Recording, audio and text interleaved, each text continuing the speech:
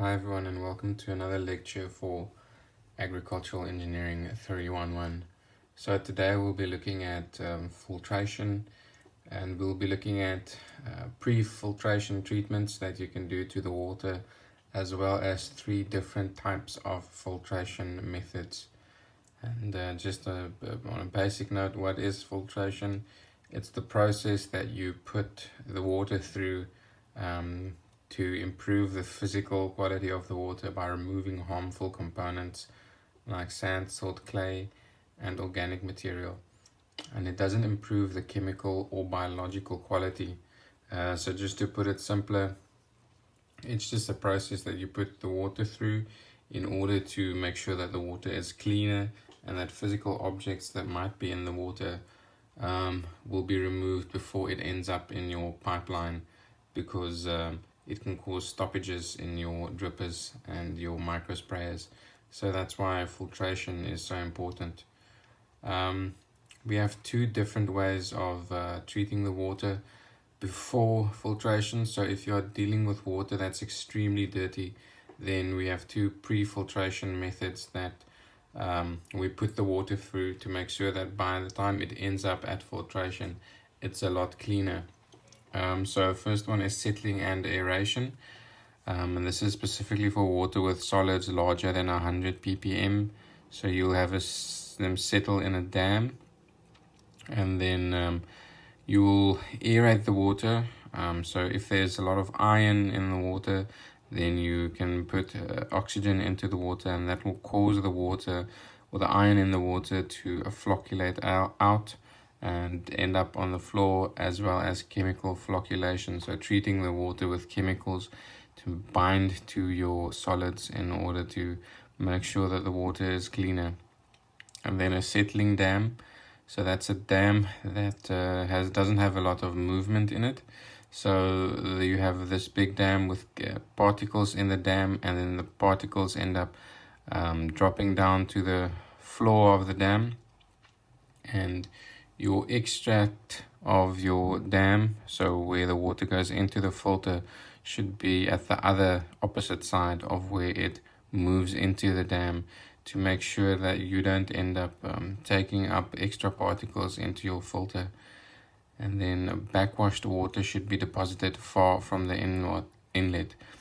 So backwashing is just a process that if you have a filter and you are cleaning your filter, then usually you will send water in the opposite direction in which it came in, and pushing water out again will clean the filter.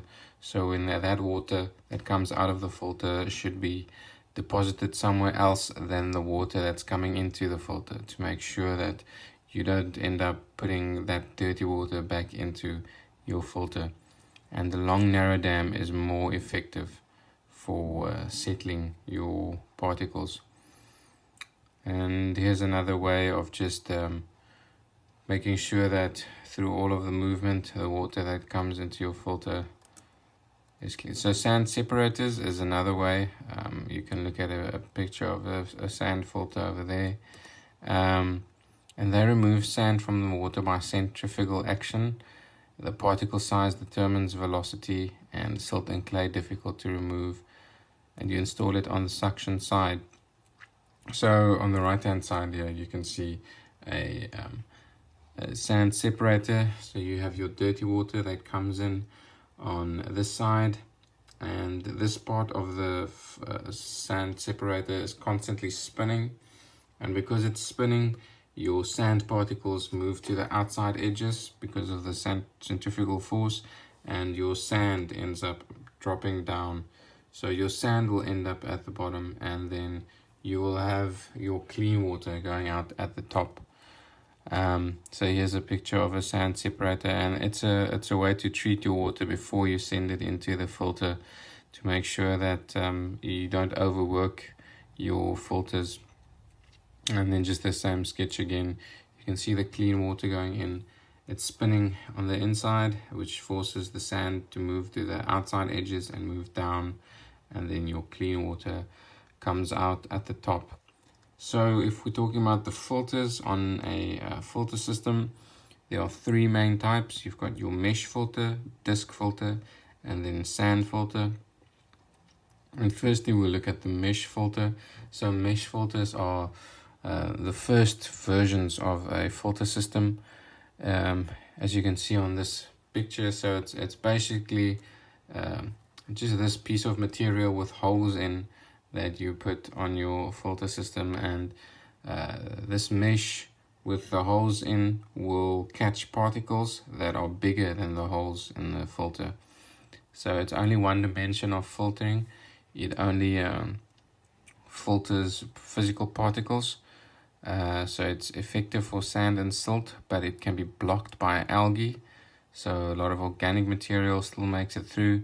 The quality determined by the openings, the size of them, and the total mesh area.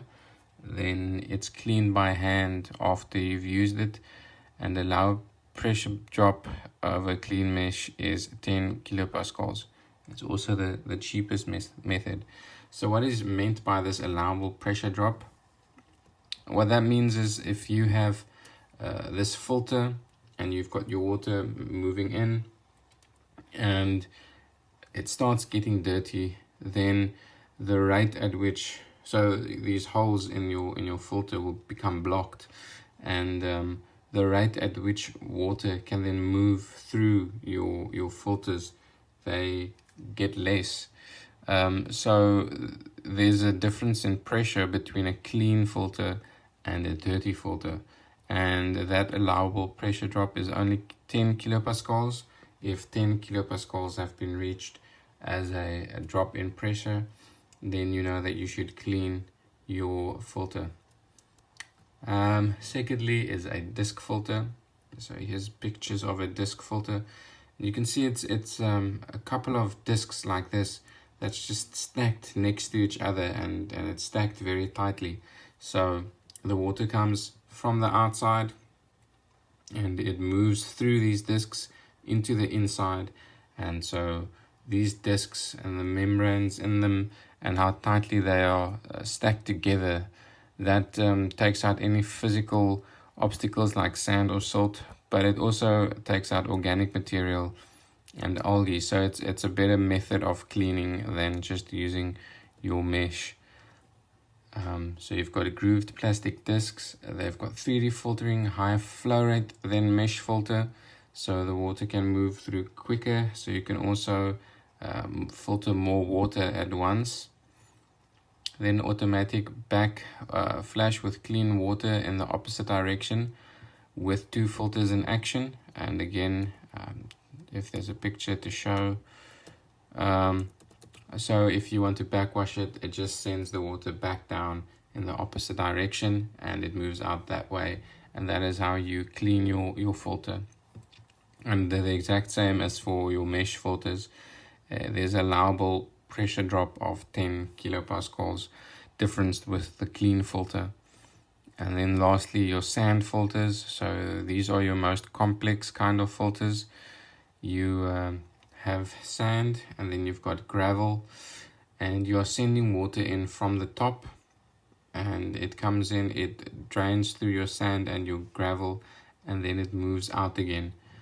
And then on the other side, as with the other ones, if you want to backwash, so you want to clean, then it comes in at the bottom, moves through the top, and then moves out at the other side. So that is your sand filter. It is a higher flow rate than mesh filter type, so you can filter a lot more water at one stage. It filters organic and or inorganic materials, and water flow is from top to bottom through the sand. The backwash flow rate should be identical to the maximum flow rate. Automatic backwash with 2 filters, and normally have a backup disc filters. And exactly the same as the previous ones, 10 kilopascal pressure difference with clean filter. And this just to show you the pressure drop. So this just to show the backwash action. So both of them coming from the top, and then you can see when you are doing the backwash, the most important things to notice is that the water goes out at a different place. then when it goes out, when you are using the filter, so it goes out there at the backwash and it's in the opposite direction. So how do you choose which filter to use for your system? And remember, from the beginning, we are dealing with two different kinds of systems. You've got your drip system and your micro sprayers. So the drip system requires a higher degree of filtration, and that means you need cleaner water for a drip system than you would need for a micro sprayer. And your sand filters, in conjunction with a 200 micrometer disc filter, is used. So the disc filter is adequate for most borehole waters. Micro systems, the water doesn't need to be as clean for micro systems as for drip systems. So just a disc filter is adequate for your micro system, and your filtration should be smaller than a fifth of the discharge orifice of the system. What that means is you've got a hole in your emitter where the water moves out, and in your micro sprayer you've got a hole where the water moves into the atmosphere, and you need that hole. So you need the filter, the holes in the filter that allows particles through should be a fifth of the size of that hole on your micro sprayer, to make sure that nothing blocks your micro sprayers. And for water with a high concentration of algae, disc filters used in combination with sand filters, because remember, sand filters can also clean organic material. Then filter size. Size and number of filters required depend on the following: the system and the filter capacity. So what's required, the dirtiness of the water. So you can imagine that if you have dirty water, then it will take longer as well, and you need it to be filtered more, and the minimum backwash cycle. A filter can only allow X amount of water through it before it blocks. So before it gets too dirty, you can only use it for a certain amount of time, and your duration of filtration depends on the dirtiness of the water. And the dirtier the water, the shorter the time before it needs to be cleaned again. And your cycle, so one cycle is filtration plus backwash.